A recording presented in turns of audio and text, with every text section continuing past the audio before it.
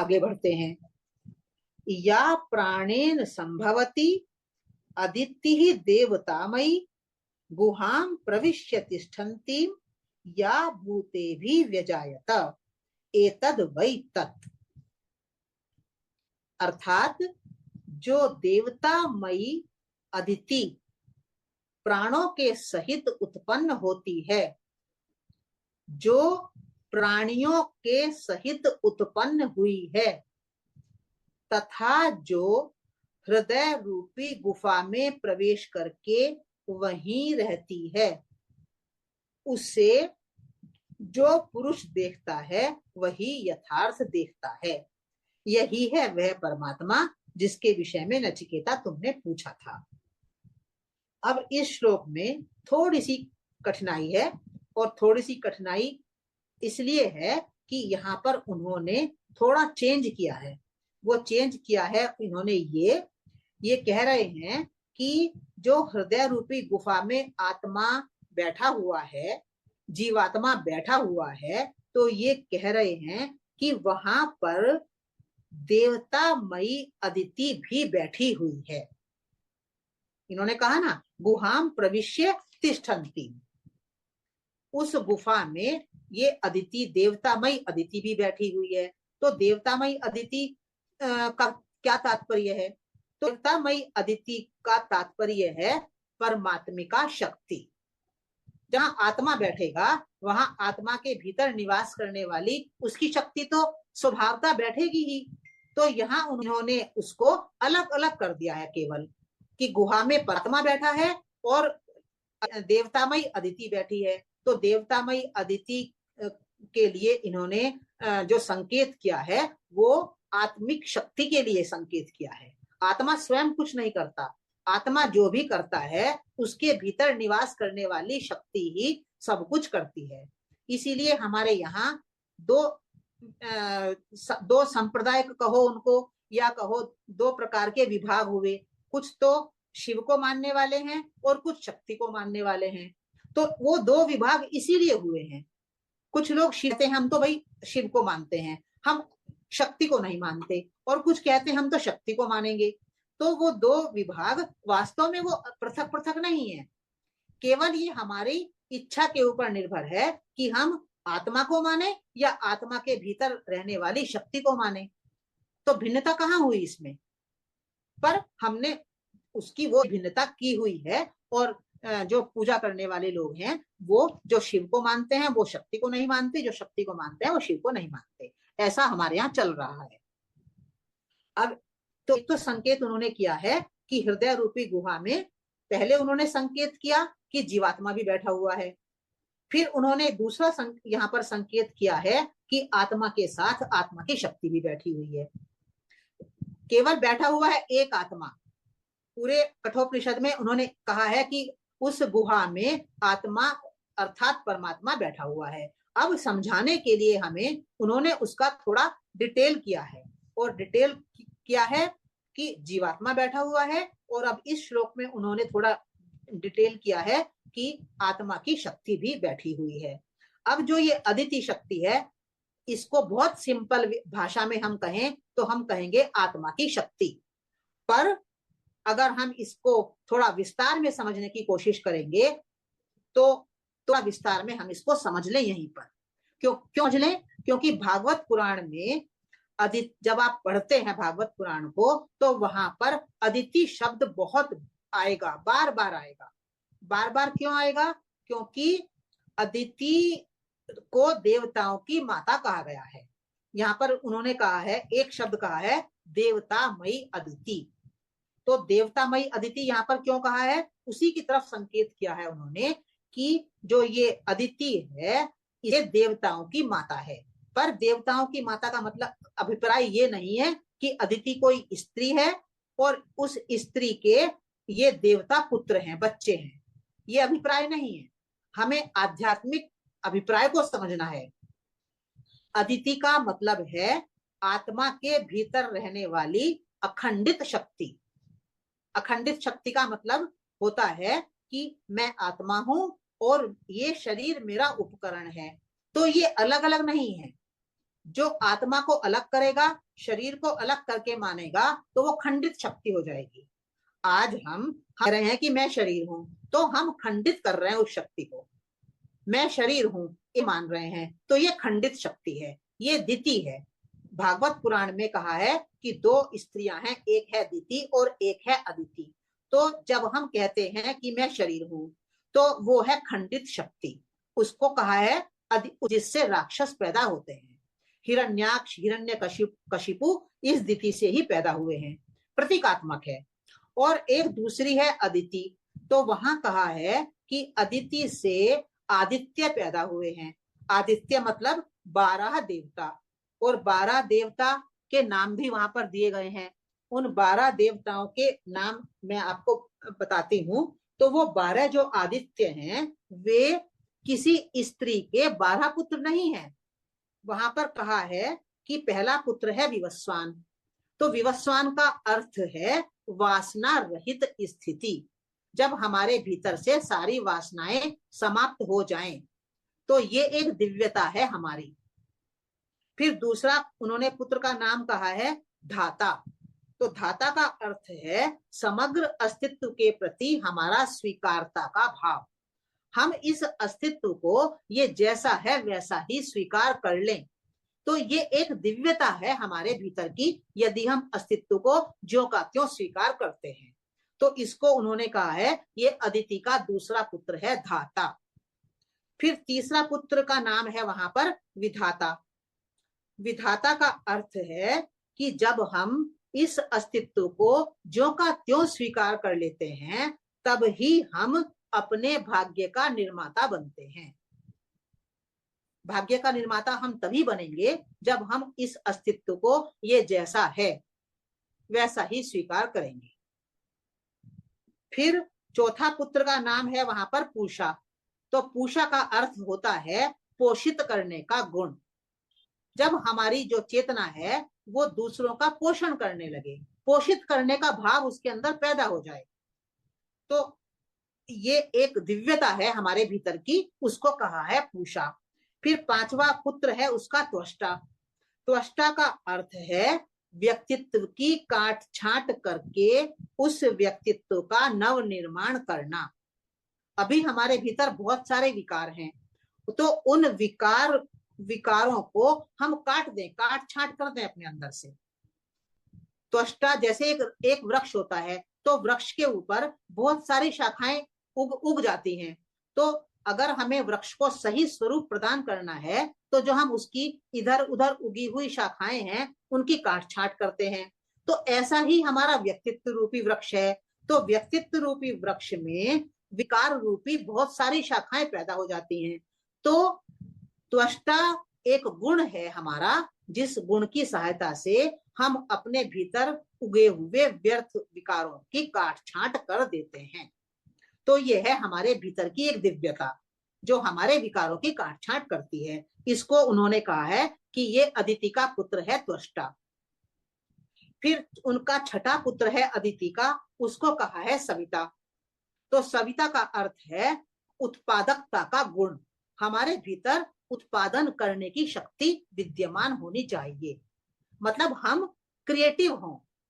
हम हर प्रकार से किसी भी चीज से, कोई भी परिस्थिति आए उससे कोई कुछ भी क्रिएटिविटी पैदा कर ले।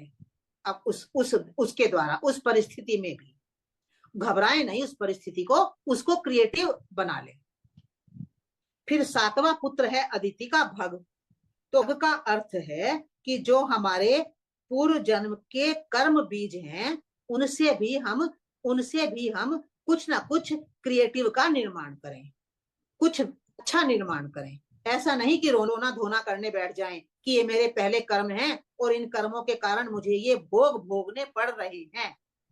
तो एक तो ये दृष्टिकोण है अपने कर्म रूपी बीजों का, और एक दृष्टिकोण ये है कि मेरे कर्म हैं, ये कर्म के जो भोग हैं उनको मुझे भोगना ही है। मैं सहर्ष उसको स्वीकार कर लूं और अपने काम में लग जाऊं। कष्ट हैं पर ठीक है, मेरे कर्मों का भोग है, कष्ट मुझे सहन करने हैं, पर मैं क्रिएटिव रहूं, अपने जीवन को सकारात्मक रूप से चलाऊं। तो इसको कहा है ये अदिति का भग नामक पुत्र है। फिर 8वां पुत्र है अर्यमा। देखिए कितनी प्रतीकात्मकता है कि एक एक शब्द के भीतर कितनी गहरी गहरी बातें छिपी हुई हैं। और यदि हम उसको इतिहास मानकर चलेंगे तो उन्होंने यहां भी कहा है कि जो ये अदिति है ये देवतामयी अदिति है। तो देवतामयी अदिति यानी अगर हम अखंडित चेतना में रहेंगे, अखंडित चेतना का मतलब है यदि हम अपने आप को आत्मा समझेंगे, शरीर को उपकरण समझेंगे, तो ये अखंडित चेतना में जब हम रहेंगे तब हमारे भीतर अनेक प्रकार की दिव्यता का उद्भव हो जाएगा। और वो उन्होंने कहा है कि वो दिव्यता 12 प्रकार की है और इसलिए उन्होंने कहा है अदिति के 12 पुत्र हैं। तो 8वां पुत्र है अर्यमा, क्योंकि अर्यमा का अर्थ होता है कि यम नियम में मेरी जो स्थिति है वो सहज हो, मुझे बहुत प्रयास ना करना पड़े। पतंजलि के जो अष्टांग योग में जो यम नियम है, तो अर्यमा का अर्थ है अयमा, अर्थात यम नियम में सहज पूर्वक स्थित होना। तो ये भी हम एक दिव्य गुण है हमारा। फिर 9वां जो गुण है वो है मित्र। मित्र पुत्र का अर्थ है कि हमारे भीतर जितने भी ऑर्गन काम कर रहे हैं वे सब मिलकर काम करें। अगर वे सब मिलकर काम करेंगे तो ये जो शरीर है ये ठीक प्रकार से काम करेगा, सब मित्र बनकर रहें। फिर है वरुण, 10वें पुत्र का नाम है वरुण। वरुण का अर्थ ये है कि जो हमारी दैवी और आसुरी चेतना है उसके हम स्वामी बनकर रहें। अगर दैवी चेतना है हमारी, उसके प्रति भी हमारा आधिपत्य हो, हमारा अधिकार हो, और जो हमारे भीतर की आसुरी चेतना है उसके भीतर भी हमारा, उसके ऊपर भी हमारा अधिकार रहे। फिर है वामन। वामन का अर्थ है हमारा मन सूक्ष्म बने, शुद्ध बने, पवित्र बने। फिर 12वां है इंद्र। इंद्र का अर्थ है कि हमारा अपनी इंद्रियों पर आधिपत्य हो। तो जब हम अखंडित चेतना में रहते हैं, तो कहा है अदिति, तब हमारे भीतर ये 12 प्रकार की दिव्यता उत्पन्न होती है। तो पर इन्होंने तो 2 शब्द में कहकर बात पूरी कर दी। अब उस छोटी सी बात को हमें विस्तार से समझने की आवश्यकता है। तो ये हमने विस्तार से समझा है कि जो गुहा है, जो हृत गुहा है, उस हृत गुहा में जो आत्मिक शक्ति निवास करती है, वो आत्मिक शक्ति का अर्थ है अखंडित चेतना में रहना, यानी अपने आप को आत्मा समझकर शरीर को उपकरण समझना। ये ज्ञान आत्मा के भीतर विद्यमान रहता है। जब हम अपने आप को आत्मा समझेंगे तो ये ज्ञान बाहर निकलेगा, हम अपने आप को सही रूप में समझ पाएंगे।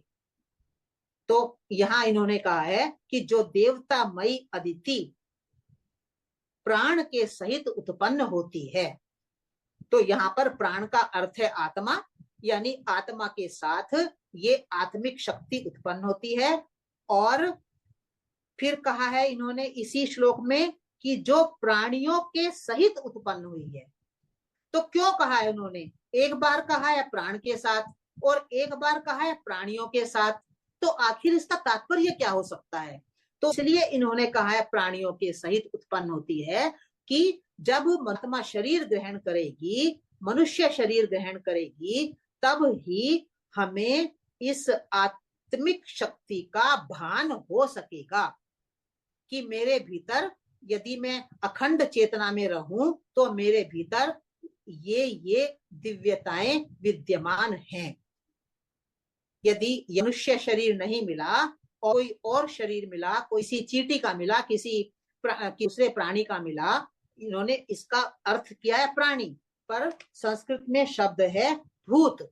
तो भूत का अर्थ वैसे प्राणी होता है, यहाँ पर जो भूत आया है वो मनुष्य शरीर के लिए आया है। मनुष्य शरीर में जब आत्मा रहेगी तो ही हम इस अखंडित शक्ति का उपयोग अच्छी प्रकार से कर सकेंगे। तो अब आगे चलते हैं। यह 8वां श्लोक है, अरण्यो निहितो जात वेदा गर्भ इव शुभ्रतो गर्भिणी भी दिवे दिवे ईड्यो जागृत वद भी हविष मद भी मनुष्य भी अग्नि। ये भी थोड़ा कठिन श्लोक है। 4 या 5 श्लोक इसमें ऐसे हैं जो कठिन हैं, तो इनको हमें थोड़ा विस्तार से समझना पड़ेगा। तो यहाँ पर हमें समझना है जात वेदा शब्द को। जात वेदा अग्नि क्या है, पहले इसका अर्थ करते हैं। ये कह रहे हैं कि जो जात वेदा अग्नि देवता गर्भिणी स्त्रियों द्वारा उपयुक्त अन्न पान आदि के द्वारा भली भांति परिपुष्ट हुआ गर्भ दो अरण्यों में सुरक्षित अर्थात छिपा है, जो जागृत भी अर्थात सावधान, हविष मद भी अर्थात हवन करने योग्य सामग्रियों से युक्त, मनुष्य भी अर्थात मनुष्यों के द्वारा प्रतिदिन स्तुति करने योग्य है। जो परमात्मा, जो आत्मा, वही है यह परमात्मा जिसके विषय में तुमने पूछा था। अब हम इस श्लोक को थोड़ा विभाजित करते हैं अलग अलग, तभी समझ पाएंगे, अदरवाइज बिल्कुल भी ये समझ में आने योग्य श्लोक नहीं है। अब कह रहे हैं कि एक अग्नि है, एक ज्ञान रूपी अग्नि है जिसकी हमें प्रतिदिन स्तुति करनी है। अग्नि को उन्होंने कहा है जात वेदा अग्नि। ये जात वेदा अग्नि ऐसी अग्नि है जो प्रतिदिन स्तुति करने योग्य है। दिवे दिवे ईड्य, दिवे दिवे अर्थात प्रतिदिन, और ईड्य अर्थात स्तुति करने योग्य। अब प्रश्न बनता है कि भाई कौन सी अग्नि है जिसकी प्रतिदिन स्तुति करनी है? कौन सी अग्नि है वो? बहुत अग्नियों को जानते हैं। पिछली बार हमने 5 अग्नियों की बात की थी। गार्हपत्य अग्नि, दक्षिणाग्नि, आहवनीय अग्नि, सभ्य अग्नि, आवसथ्य अग्नि, और यहां पर कह रहे हैं जात वेदा अग्नि। तो जात वेदा अग्नि का अभिप्राय पहले हम समझ लें। जात वेदा अग्नि क्या तात्पर्य क्या है, इसको हमें समझना है पहले। पतंजलि के योग शास्त्र में अष्टांग योग के अंतर्गत योग के 8 अंग बताए गए हैं।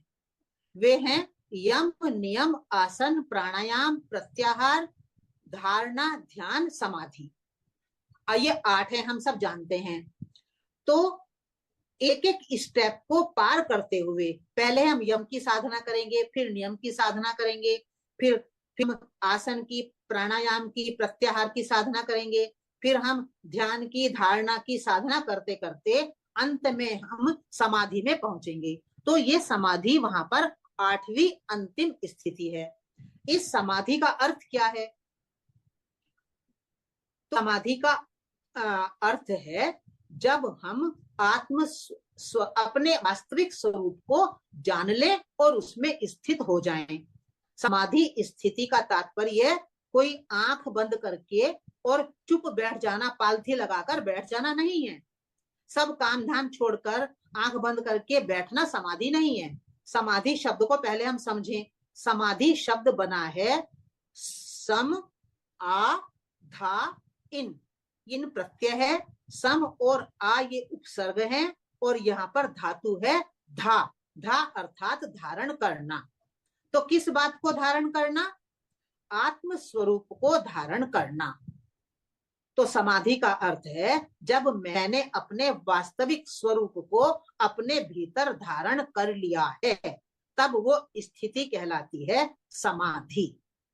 तो जब इस स्थिति में आ गई, मैंने अपने स्वरूप को धारण कर लिया, समाधि स्थिति में मैं स्थित हो गई, तो तब क्या मैं इस जगत को या इस कामों को छोड़ दूंगी? क्या जगत से कहीं और चली जाऊंगी? तो ज्ञान ये कहता है कि अपने आप को जान लेने के बाद भी आप जीवन के सब काम करोगे, कोई काम छोड़ोगे नहीं। तो को कहा है हमारे शास्त्रों में समाधि से व्युत्थान, व्युत्थान शब्द आया है वहां पर कि समाधि से उठना। तो जब हम समाधि से उठेंगे तो क्या हमारी क्वालिटी वही होगी जो समाधि से पहले थी? नहीं होगी, क्योंकि आत्म स्वरूप को जान लेने के बाद अर्थात समाधि के बाद जो हमारी इनर क्वालिटी है वो बदल जाएगी। तो इनर क्वालिटी बदल जाएगी, वो बारे में कहा जा रहा है कि वो इनर क्वालिटी क्या होगी? वो जात वेदा अग्नि होगी, अर्थात ज्ञान की अग्नि प्रज्वलित हो जाएगी। समाधि से जब हम उठ जाएंगे, हम अपने कामों में लग जाएंगे, तो हमारी हमारी जो चेतना है वो चेतना पूर्व चेतना नहीं रहेगी, वो ज्ञान से प्रज्वलित हो जाएगी। तो जो ज्ञान से प्रज्वलित चेतना है हमारी, उसको कहा है वेदों में जात वेदा अग्नि। तो ये कह रहे हैं अब कि जात वेदा अग्नि स्तुति करने योग्य है प्रतिदिन। स्तुति करने योग्य अर्थात मेरे भीतर भी ये जागृत हो, मेरे भीतर भी ये जात वेदा अग्नि पैदा हो, मेरे भीतर भी ये ज्ञान की अग्नि पैदा हो। उन्होंने इस जात वेदा अग्नि को समझाने के लिए फिर दो उपमाएं दी हैं यहाँ पर। पहली उपमा उन्होंने दी है अरण्यो निहितो। इस विषय में हम सब जानते हैं। इन्होंने कहा है कि जैसे दो अरण्यों का मंथन करने पर एक अग्नि पैदा होती है, उसी प्रकार से, बिल्कुल उसी प्रकार से हमारे भीतर भी जात वेदा अग्नि पैदा होती है। अरणी को दो अरण्या, तो ये तो लकड़ियां हैं, अरणी मतलब लकड़ी। जब दो लकड़ियों को कुछ विशेष प्रकार से मथन करते हैं उनका, तो अग्नि पैदा होती है। तो ये दो लकड़ियां तो भौतिक स्थिति है। अब आध्यात्मिक स्थिति क्या है? आध्यात्मिक स्थिति है कि मैं शरीर के साथ चेतना का योग हो जाना, इनका परस्पर मथन हो जाना, इनका मंथन हर समय होना। मंथन क्या करना कि मैं आत्मा और ये शरीर मेरा उपकरण। तो ये दो अरण्या हैं, इन दोनों का मेरे भीतर मंथन चलता रहना चाहिए। जब ये चलता रहेगा तो मेरे भीतर जात वेदा अग्नि पैदा होगी।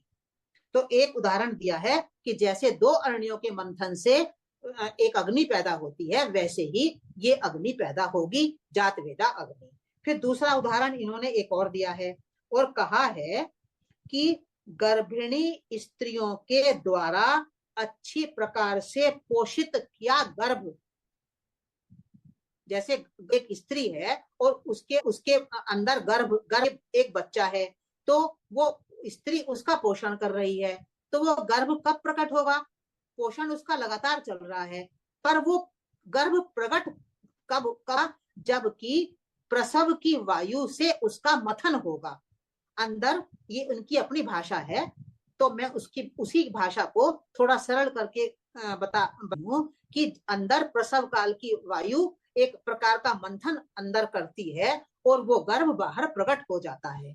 तो वो कह रहे हैं कि कैसे गर्भिणी स्त्री का गर्भ बाहर प्रकट हो जाता है, इसी प्रकार से जो शरीर इस शरीर के भीतर वो आत्मा गर्भ के रूप में विराजमान है। कहा है ना, हृत गुहा में विराजमान है। वो हृत गुहा में विराजमान है और वो प्रकट कब होगा? वो प्रकट तब होगा जब हम ज्ञान से उसका मंथन करेंगे, ज्ञान रूपी मंथन करेंगे। भागवत पुराण में एक कथा है समुद्र मंथन की, तो वहां पर कहा है कि एक तरफ देव हैं, एक तरफ असुर हैं, और बीच में वो हानि बनाई है उन्होंने, और वो समुद्र का मंथन कर रहे हैं। और समुद्र के मंथन से क्या निकला? क्या कर रहे हैं मंथन कि इससे अमृत पैदा होगा। तो अमृत वो भौतिक स्थिति नहीं है, कोई अमृत वहां पर पैदा नहीं होगा, कोई समुद्र भी नहीं है, कोई देवता और असुर भी नहीं है, वो सब प्रतीकात्मक वर्णन है। पर प्रतीकात्मक वर्णन ये कह रहा है कि जैसे समुद्र का मंथन करने से अमृत पैदा हुआ, इसी प्रकार से अरण्यों का मंथन करने से अग्नि पैदा होगी, गर्भिणी स्त्री के गर्भ का मंथन होगा तो गर्भ बाहर आएगा, और इसी प्रकार से हृत गुहा में बैठा हुआ जो आत्मा रूपी गर्भ है, गर्भ ही है क्योंकि वो बाहर प्रकट नहीं हुआ है, तो वो गर्भ की तरह है। और जब हम मथन करेंगे, हम जब ज्ञान का मंथन करेंगे अपने भीतर, तब वो जो आत्मा बैठा हुआ है, जो ज्ञान जिसको जात वेदा अग्नि इन्होंने कहा है, वो प्रकट होगा। अर्थात ज्ञान रूपी अग्नि प्रकट होगी। और ज्ञान रूपी अग्नि कब प्रकट होगी? जब आत्मा प्रकट होगा। अभी आत्मा सोया हुआ है, हमें जानना ही नहीं है कि आत्मा अंदर बैठा हुआ है और मैं आत्मा ही हूं। ये सब प्रसुप्त स्थिति है हमारी। तो ये अगली लाइन में ये कह रहे हैं कि जागृवद भी, जागृत हुए लोगों के द्वारा, जो लोग जग गए हैं, जो अब सोए हुए नहीं है, ये जो काम होगा मंथन का उन्हीं के द्वारा हो पाएगा। फिर दूसरा शब्द उन्होंने कहा है हविष्मद भी, हविष्मद भी जो कि जीवन रूपी यज्ञ में अपने कर्म की आहुति डाल रहे हैं, ज्ञान रूपी आहुति लगातार डाल रहे हैं, जीवन रूपी यज्ञ में ज्ञान की आहुति डाल रहे हैं, उसके लिए इन्होंने कहा है हविष्मद भी। और फिर कहा है मनुष्य भी, ऐसे मनुष्यों के द्वारा। तो मनुष्य के दो विशेषण इन्होंने कहा है कि वे जागरूक जो लोग हो गए हैं और जो अपने जीवन को ऐसे सिंपल रूप में नहीं चला रहे हैं, जिन्होंने अपने जीवन को यज्ञ बना लिया है और उसमें ज्ञान रूपी आहुति को निरंतर डाल रहे हैं। केवल ऐसे मनुष्यों के द्वारा ही वो जातवेदा अग्नि प्रकट होगी। और वो जातवेदा अग्नि क्या है? वो है आत्मस्वरूप का प्रकट होना। तो वो कह रहे हैं नचिकेता को यमराज कि हे नचिकेता, यही है वह परमात्मा या आत्मा जिसके विषय में तुमने पूछा था। तो एक ही श्लोक में बहुत सारी बातें एक एक शब्द के अंदर डाल दी गई हैं, इसलिए श्लोक कठिन हो गया है। तो आपको भी थोड़ा कठिन ये सब महसूस हो रहा होगा, पर क्या करें, कठोपनिषद में लिखा ही इस तरह से है